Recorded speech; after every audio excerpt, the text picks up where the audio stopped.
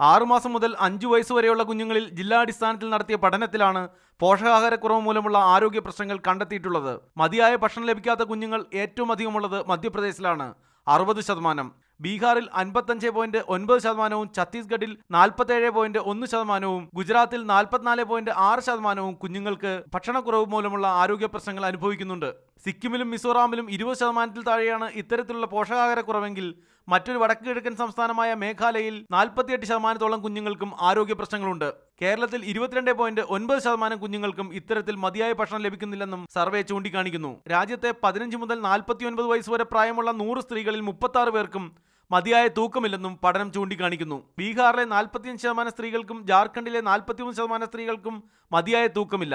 ഒറീസയിലും മധ്യപ്രദേശിലും 41%-ലേറെ സ്ത്രീകളും ഗുജറാത്തിലെ 36.7% സ്ത്രീകളും ഇതേ ആരോഗ്യ പ്രശ്നം അനുഭവിക്കുന്നവരാണ്. സിക്കിമാണ് ഇക്കാര്യത്തിൽ മെച്ചപ്പെട്ട ആരോഗ്യാവസ്ഥ പുലർത്തുന്നത്. സിക്കിമിൽ 14%-ഓളം സ്ത്രീകളാണ് മതിയായ തൂക്കമില്ലാത്തവർ.